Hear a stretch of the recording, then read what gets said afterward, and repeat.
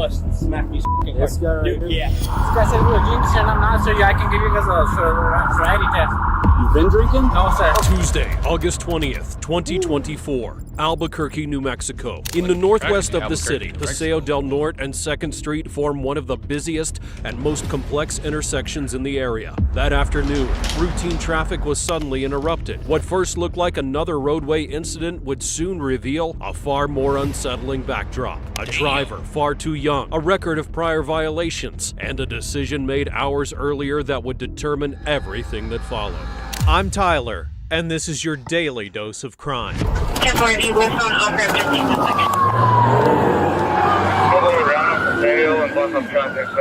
have somebody 10-7 in the heartbeat. In the way.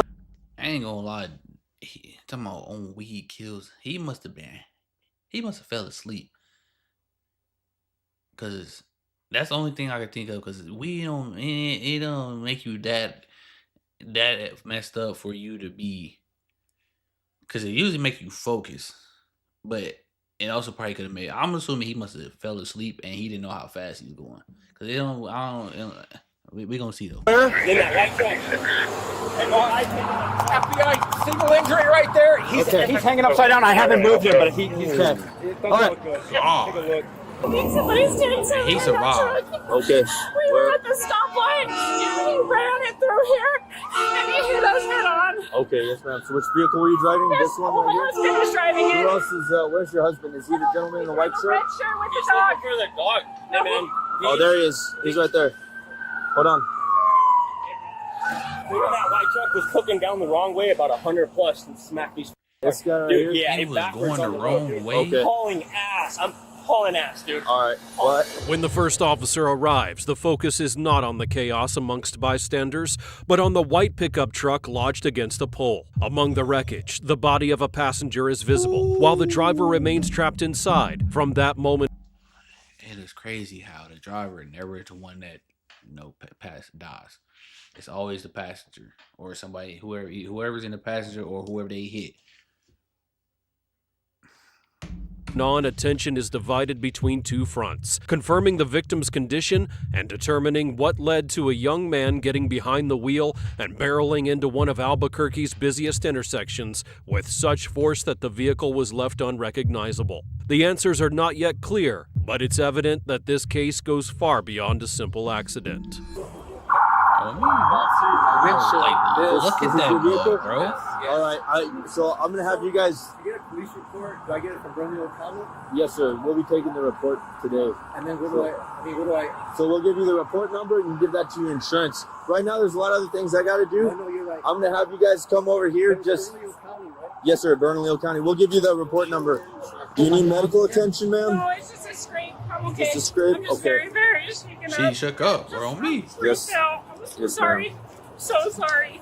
No, it's okay. Sorry about my dog. It's okay. So your dog looks like She's shaking up. Is she shaking a little bit? Yeah, she freaked out, but she came back. The driver right here in the gray. Yeah. Let me get your driver's license, please. Hey, Ain't no He's scratch possibly on, dude. dead and entrapped in the vehicle. sir, I don't have it. Okay.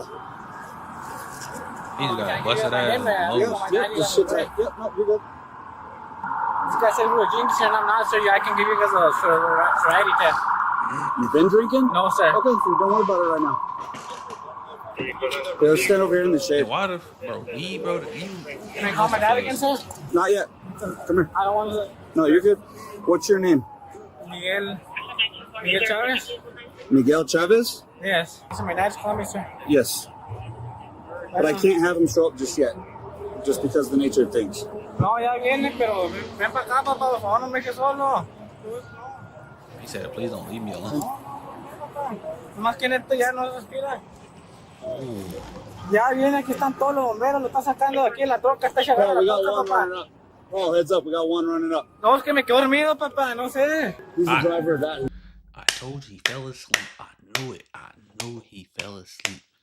I say, cause ain't no way weed ain't making you like impaired to you can just speed and you hit something, bro. He fell asleep and he didn't know it made it. He was so high he fell asleep. Like I knew it. He said, I don't know. But Keep around.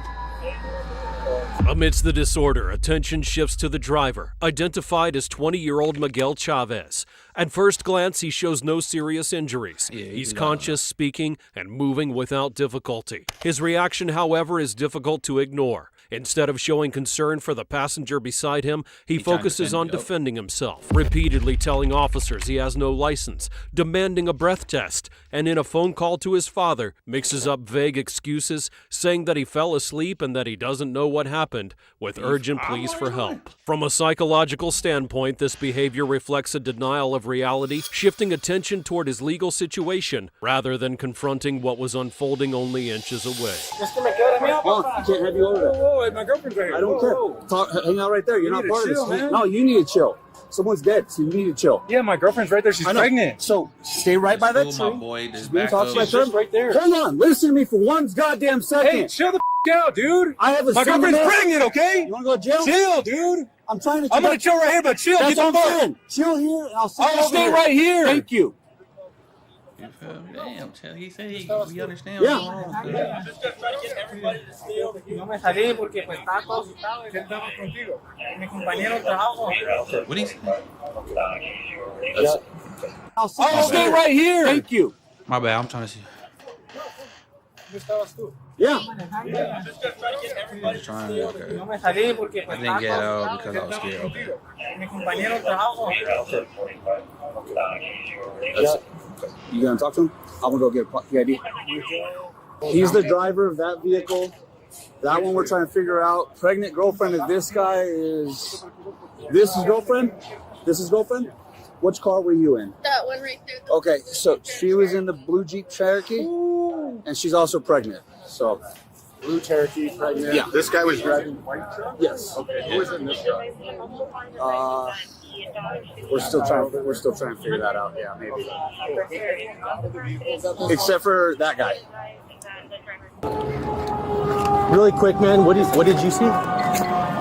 So I'm coming down the off ramp here. I saw like kind of a cloud of dust. This is already here. They're worried about their dogs, and I'm like, who called 911? So I just ran out there. Saw that individual there. I saw him gurgling a little bit. He's done. Yeah. As officers work to bring order to the scene, police records reveal a decisive fact. Miguel Chavez was already tied to DWI cases in Valencia County and had lost his license after multiple prior violations. At just 20 years old, he had accumulated a driving history which made this crash the continuation of a pattern, not an isolated incident. The victim, identified as 49-year-old Ernesto Arreola, was Chavez's co-worker. That relationship deepened the tragedy, a man with a stable life and strong family ties who, by trusting a colleague, would be exposed to decisions that were never his to make. Man, I don't know if he knew dude had prior, traffic offenses, DWIs and all that. Oh, heck, would have never got in the car with his ass. He ain't got no license, and he off. Yeah, okay. But he must didn't know. He must have didn't know. That's all I'm assuming. For prosecutors, the contrast between their paths began to give the case a weight that went far beyond the technical reconstruction of the crash. Hello, ma'am. I'm Deputy Zabo. I'm with the traffic unit. We're going to try to get you out of here so you're not sitting in your car. I know you gave a written statement, but can you just verbally tell me what you saw? I'm sitting here waiting for the light to change so we can turn left. And this person coming from Paseo just screeching across the sky right straight at us, flipping. And then, I was right there.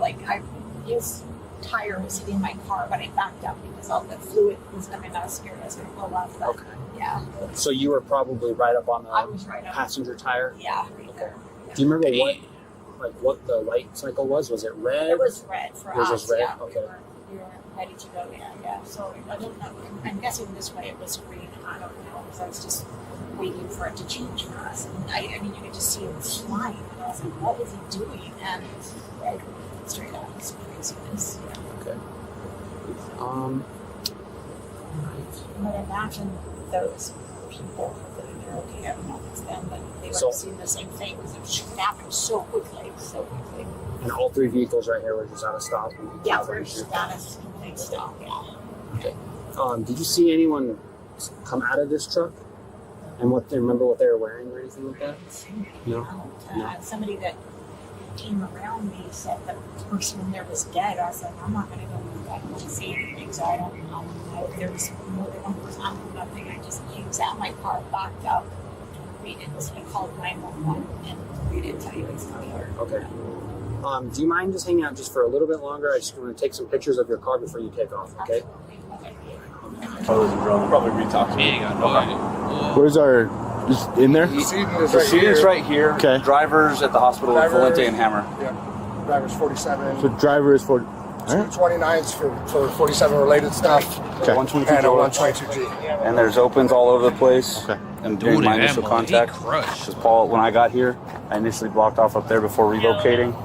Paul was trying to get this guy out of the truck. I come to help him. Driver comes up and says, "Hey, I was the driver, but I'm not drunk. Run me through a test." Okay.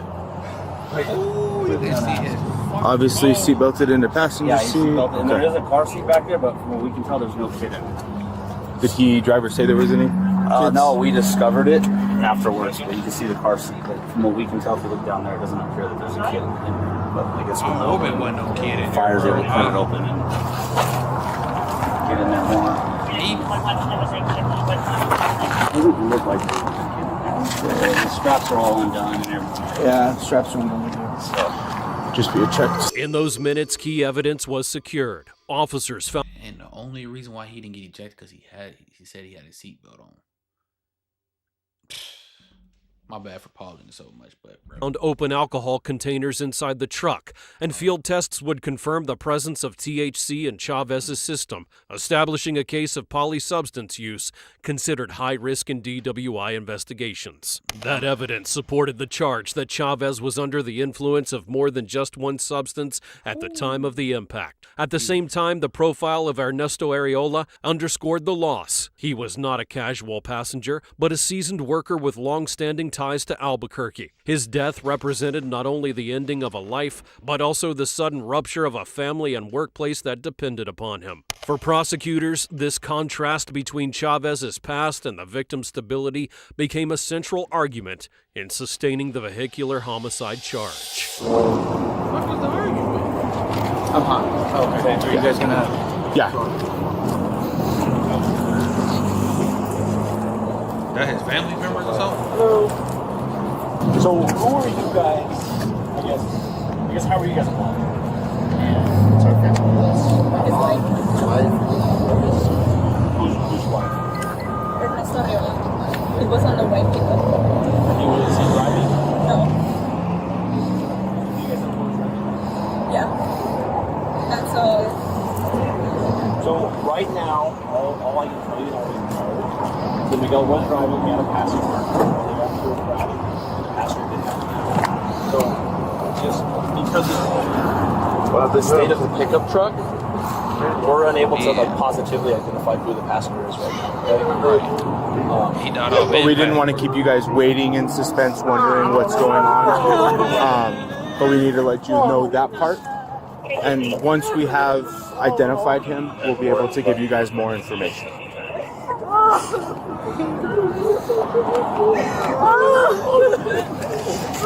Is this doctor, are you okay?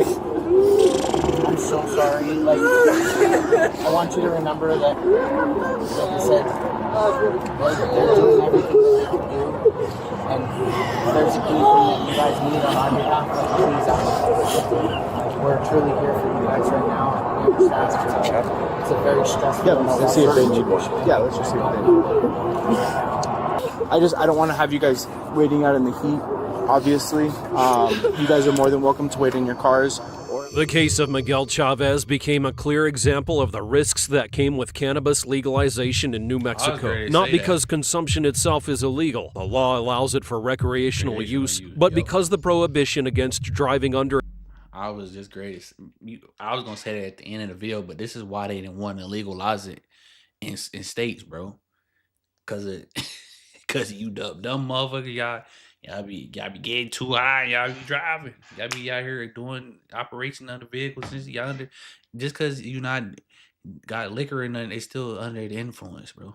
But its influence remains intact. The confusion between what is legal and what is safe persists, and this case became proof of its consequences. Following the August 20th, 2024 crash, prosecutors would charge Chavez with second-degree vehicular homicide, driving while intoxicated, and driving on a revoked license. The vehicular homicide charge, classified as a second-degree felony, carries a sentence of up to 9 years in prison, while the DWI and revoked license charges add penalties including fines, extended loss of driving privileges, and mandatory treatment programs. Together, they form a criminal horizon that could define his life at a very early age. Judges ordered that Chavez remain in custody at the Bernalillo County Detention Center pending trial, citing both the severity of the case and his record of repeated offenses. At 20 years old, he had already amassed multiple traffic violations and open cases in Valencia County, evidence that earlier sanctions had failed to change his behavior. That history of repeat offenses was decisive in denying him conditional release and keeping him behind bars.